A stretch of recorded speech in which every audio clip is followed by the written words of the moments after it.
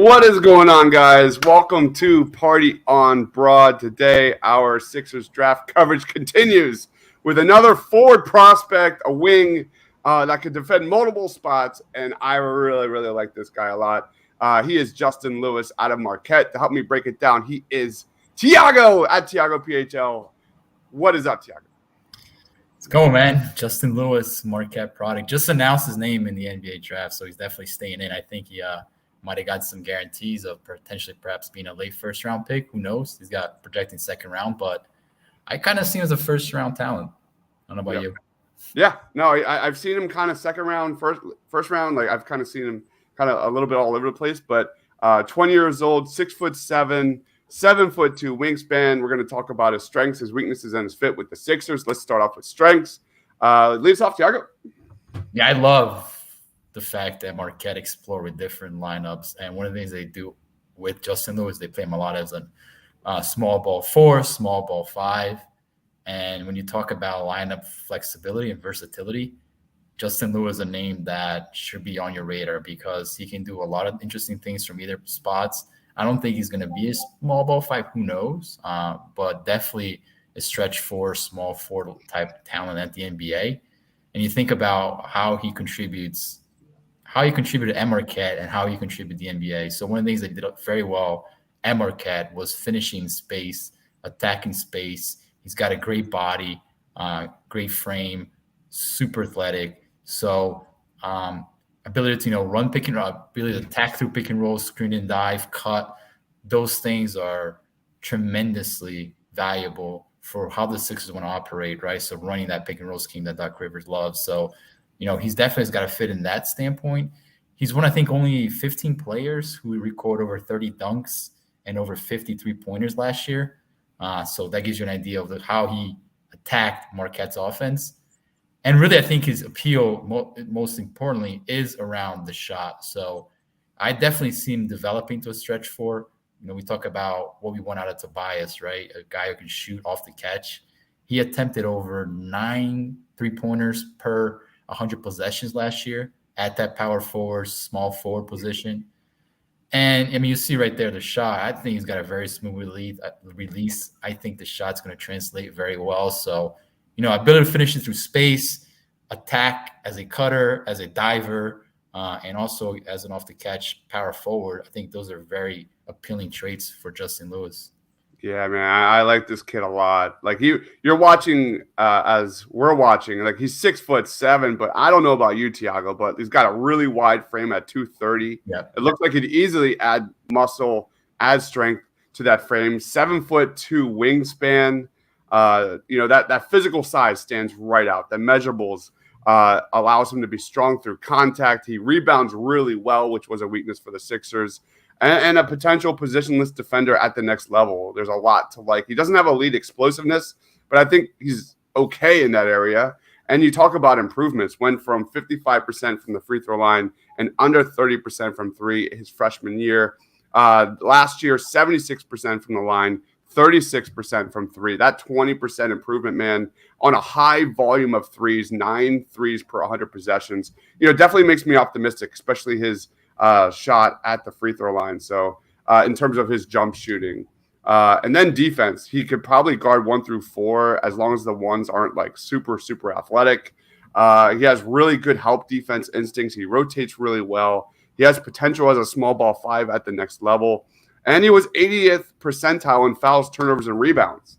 So for me, that screams like, unlike Paul Reed, who gets in foul trouble a lot, like this guy could get on the court early and often from the jump, with his ability to kind of stay away from, playing defense without his hands. So that is really intriguing for me. Let's go on to cons. What are some weaknesses of Justin Lewis's game?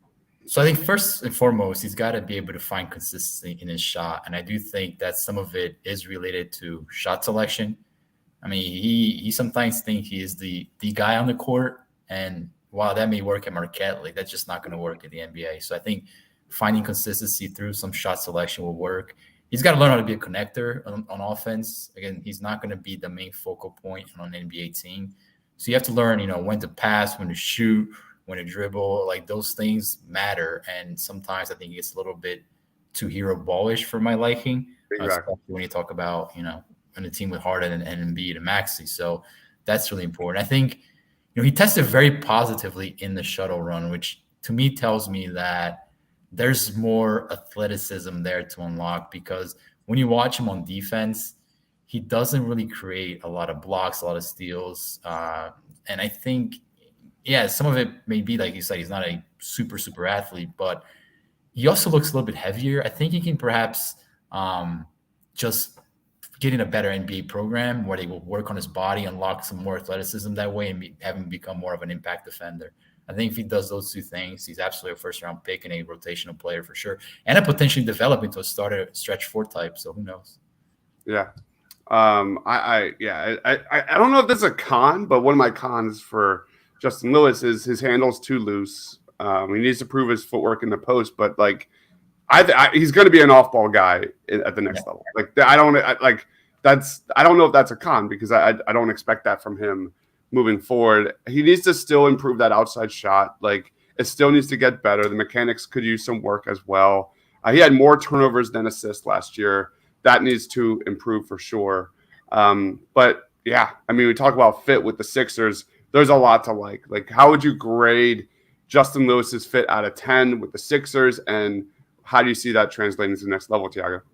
Yeah, I'd give it an 8.5, and I think his fit is potentially in the future. He's not going to come in and play right away. I don't think there's much questions regarding that. He's a guy you put on the G League, and you kind of have him work through those issues that we talked about. But I think you talk about long term. I mean, the Sixers eventually will, get out of Tobias Harris contracts. Who knows when that's going to be? Feels like it's going to take another 50 years, but it's coming up soon.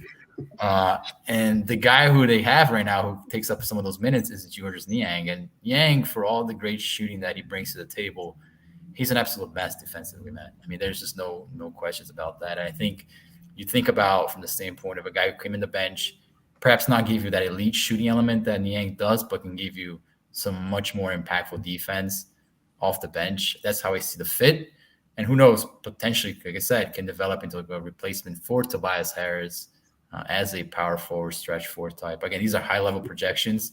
And this guy, again, is a fringe first-round pick. But I don't think he's your standard fringe first-round pick. I think he's got some pretty good pedigrees to work with. I think an 8.5 is a really good number.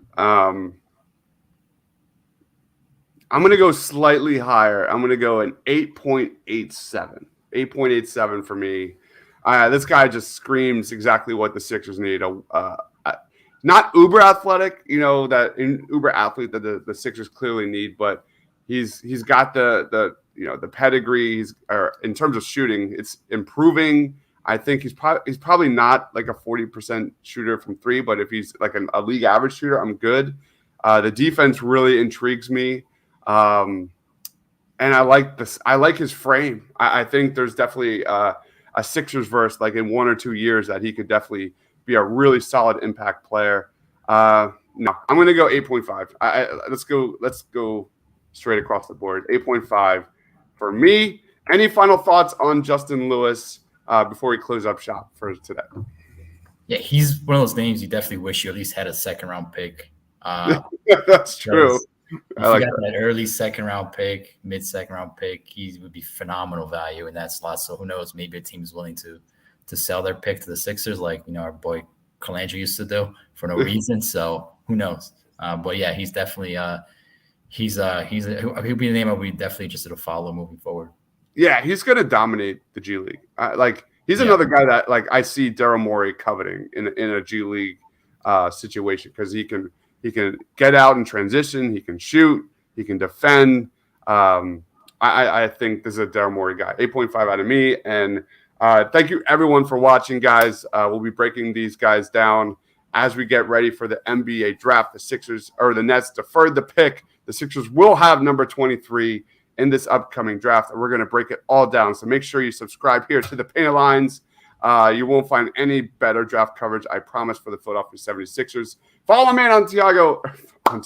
Follow my man Tiago on Twitter. It's too early.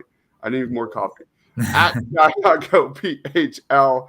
I am Dives, Mr. Crockpot. For Tiago, for myself, stay awesome, everyone.